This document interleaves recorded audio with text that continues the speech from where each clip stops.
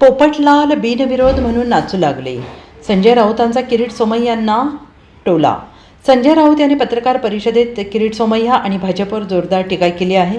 राऊत यांनी किरीट सोमय्या यांना महाराष्ट्राचा शत्रू आणि मराठी द्वेष्टा असं म्हटलंय.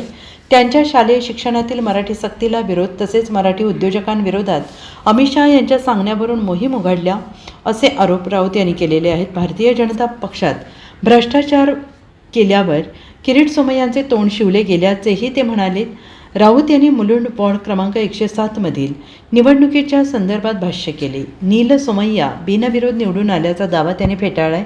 राष्ट्रवादी काँग्रेसने आग्रह धरल्याने ही जागा त्यांना देण्यात आली होती. मात्र आता शिवसेना पक्षप्रमुख उद्धव ठाकरे यांनी दिनेश जाधव यांना अधिकृतपणे शिवसेना पुरस्कृत उमेदवार म्हणून घोषित केले आहे. त्यामुळे नील सोमय्या आणि दिनेश जाधव यांच्यात कांटेकी टक्कर होणार असल्याचं राऊत यांनी स्पष्ट केलेलं आहे. दिनेश जाधव यांना दूरदर्शन संच हे चिन्ह मिळालेलं आहे.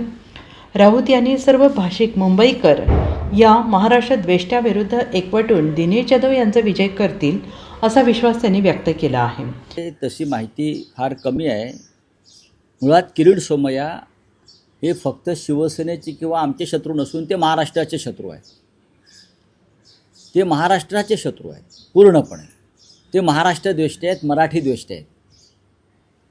आणि अशा महाराष्ट्राच्या दुश्मनांना निवडणुकीच्या रिंगणात भाजप आणत असेल तर भारतीय जनता पक्षाचे मनसुबे स्पष्ट होत आहेत. किरीट सोमय्यांची आतापर्यंतच्या सगळ्या भूमिका या महाराष्ट्र विरोधी आहेत. त्यांनी शालेय शिक्षणामध्ये मराठीलाही विरोध केला होता, मराठी सक्तीला. लक्षात घ्या, त्यासाठी ते उषा मेहतांबरोबर कोर्टात गेले होते. इथून सुरुवात करा.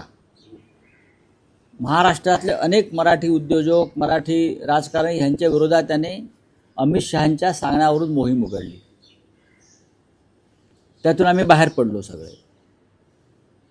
आणि भारतीय जनता पक्षाचे सगळे भ्रष्टाचारी गेल्यावरती किरीट सोमय्याचं तोंड शिवलं गेलं.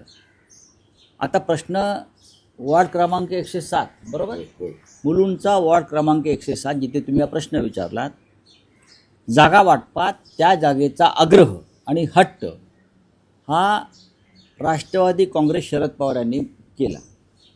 आम्ही त्यांना सांगितलं की ती जागा अत्यंत नाजूक आहे, आम्हाला ती लढणं गरजेचं आहे. पण आमच्याकडे चांगले उमेदवार आहेत, आपण सगळे मिळून ती जागा जिंकू. मग शेवटी नाईलाजानं आम्ही ती जागा त्यांच्याकडे दिली. त्यांच्या कोणी कार्यकर्त्याला त्यांना उमेदवारी दिली. पण आम्ही सगळ्यांनी ठरवलं की राष्ट्रवादी काँग्रेसच्या उमेदवाराच्या मागे आपण उभं राहायचं.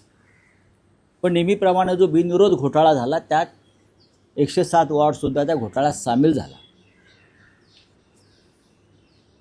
आता त्यानंतर हे मुलुंडचे नागडे पोपटलाल बिनविरोध बिनविरोध बिनविरोध माझ्याविरुद्ध कोणी नाही असे नाचायला लागले. तसं नाही आहे. राष्ट्रवादी काँग्रेसला ती सीट सुटल्यावर आमचे तिकडले कडवट शिवसैनिक, शिवसेनेचे पदाधिकारी राहिलेले दिनेश जाधव यांनी आपला अर्ज तिथे भरून ठेवला. त्यांना भीती होती की काहीतरी गडबड होऊ शकते आणि त्यांचा अर्ज कायम आहे. आणि कालच ते पत्र कुठे आहे, कालच माननीय शिवसेना पक्षप्रमुख उद्धव ठाकरे यांनी दिनेश जाधव हे अधिकृतपणे शिवसेना पुरस्कृत उमेदवार आहेत हे पत्र काल दिलेलं आहे.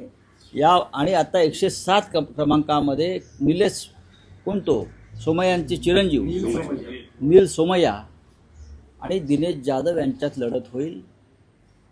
फक्त दिनेश जाधव यांना मशाल चिन्ह मिळू शकलं नाही. त्यांचं चिन्ह दूरदर्शन संच आहे. पण लढाई काटेकी होणार, लढाई काटेकी होणार, काटेकी टक्कर होणार. ते बिनविरोध येऊ शकत नाहीत. Bureau report, SPN Marathi, Mumbai.